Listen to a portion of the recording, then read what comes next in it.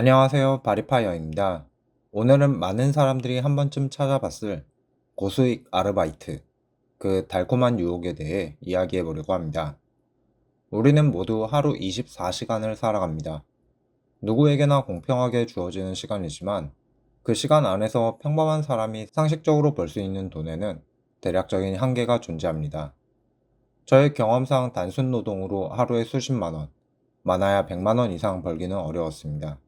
왜냐하면 노동력과 시간의 교환이라는 구조를 통해 벌 수 있는 돈의 한계치가 이미 시장에서 정해져 있었기 때문입니다. 그런데도 사람들은 종종 이렇게 말합니다. 아는 형이 하루에 200만 원 벌었대. 이건 합법인데 힘도 안 든대.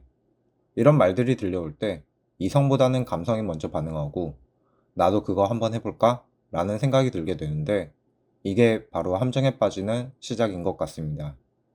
하루에 200만 원 버는 일이 계속 가능한 구조라면 월 6천만 원, 연봉으로 치면 7억인데 평범한 사람이라면 과연 누구나 가능한 걸까요?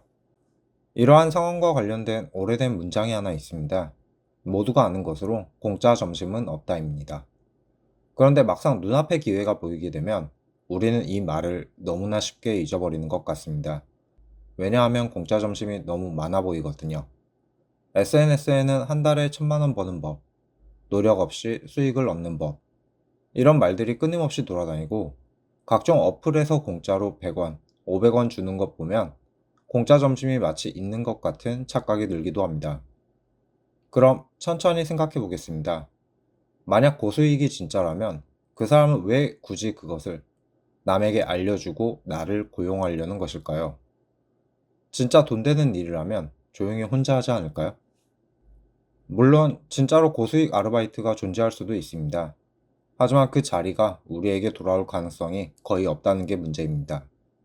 만약 어떤 회사가 진짜로 돈이 되는 일을 찾았다면 그 기회는 이미 내부 인맥, 친척, 지인에게 돌아갈 것입니다.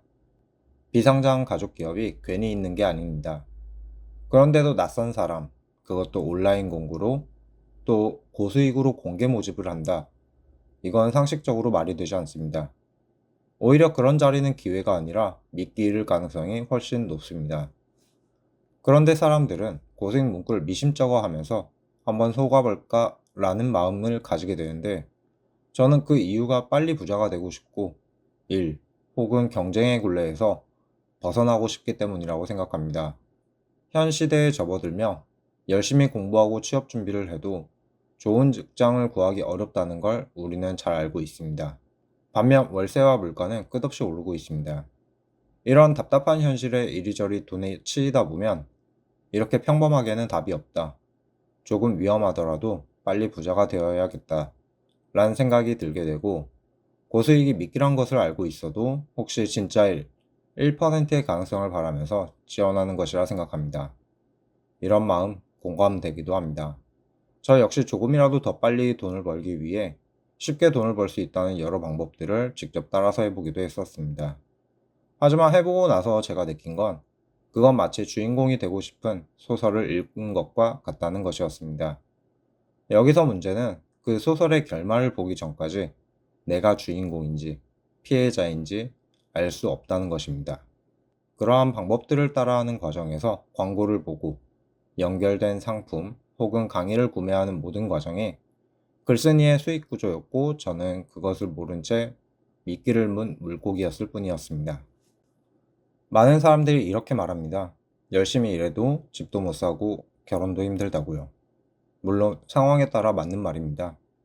저도 영상에서 자주 저성장에 빠진 한국의 어려운 경제 상황에 대해 비판하기도 하니까요. 그런데 정말로 열심히 일해도 안 되는 세상인가요? 한국은 일반 서민이 명품 한 개 내지 두 개를 갖고 있고 해외여행을 안 가본 사람을 찾기가 더 어려운 나라입니다.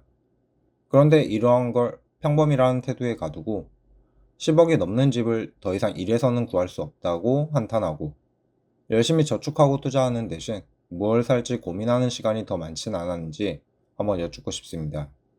적어도 아직까지는 열심히 일하고 저축하고 투자하면 큰 부자는 되기 어려워도 가난으로 힘들게 살지는 않을 수 있습니다. 한국은 여전히 적당한 노력과 꾸준함으로 가난하지 않은 삶을 살 수 있는 나라입니다. 물론 모든 사람이 부자가 될 수 없지만 자신의 행복을 추구할 만큼의 부는 충분히 쌓을 수 있다는 것입니다. 돈을 버는 방식은 언제나 두 가지뿐입니다. 첫째, 노동력을 제공하는 것. 이때 더 힘들고 더 귀찮고 더 고된 일을 할수록 그만큼 보상이 커집니다. 둘째, 시간을 제공하는 것. 남들보다 오래 일하면 당연히 수익이 늘어납니다. 이 단순한 공식을 벗어난 고수익은 거의 대부분 다른 리스크를 숨기고 있다고 봐도 무방할 것 같습니다. 그리고 그 리스크는 아마도 다음의 세 가지 중에 하나일 것입니다. 첫째는 법을 넘나드는 일로 불법 촬영, 대포통장, 도박 등으로 스스로 법을 벗어나면 억울해도 하소연할 곳이 없다는 걸 기억해야 합니다. 두 번째는 생명의 위험이 따르는 일로 전쟁 지역, 위험한 현장, 유해한 환경에서 일하는 경우입니다. 생명수당은 결코 아무 이유 없이 주어지지 않는다는 걸 기억해야 합니다. 세 번째는 일반인이 하기 힘든 일로 오지 근무, 비위생적 환경, 극한의 육체 노동과 같이 100명에게 물었을 때 지원자 1명을 찾기 힘든 일이고 고수익인 이유를 모두가 쉽게 이해할 수 있습니다. 이처럼 고수익을 제시하는 이유는 상대가 당신을 통해 훨씬 더 많은 이익을 얻을 수 있을 때 만들어집니다. 예를 들어 최근 있었던 실제 사례를 보면 계좌를 잠시 빌려달라는 제안은 당신의 이름으로 범죄 자금 세탁을 하려는 것으로 당신은 10만 원을 받게 되지만 상대는 수천만 원을 움직이고 우리는 범죄 가담자가 됩니다. 상품을 대신 결제해주면 수수료를 준다는 말은 불법 대출 혹은 보이스피싱 인출책일 가능성이 높은데 이때도 당신은 5만 원을 벌지만 상대는 피해자로부터 수백만 원을 챙깁니다. SNS 홍보 아르바이트라며 계정을 요구하는 경우 당신의 계정은 이후 불법 광고나 투자 사기 홍보용에 쓰이며 결국 경찰 조사를 받게 되는 건 당신입니다. 몸만 오면 된다, 쉬운 일이다는 제안은 대개 노동 착취, 인신매매, 불법 촬영으로 이어집니다. 이처럼 상대가 당신을 고수익으로 유혹할 때는 이를 이용해 그보다 훨씬 큰 이익을 얻을 수 있기 때문입니다. 그럼 이런 상황을 피하기 위해선 질문을 하나 던져보시면 됩니다. 만약 정말 쉽게 큰 돈을 벌 수 있다면 그 일을 제안한 사람은 왜 나에게 그 기회를 주는 걸까? 내가 정말 그런 가치가 있는 사람인가? 끝으로 자본주의에서 돈은 곧 삶과 밀접하게 연결되기에 모두가 원하게 됩니다. 즉, 세상에 쉬운 돈은 결코 없다는 것입니다.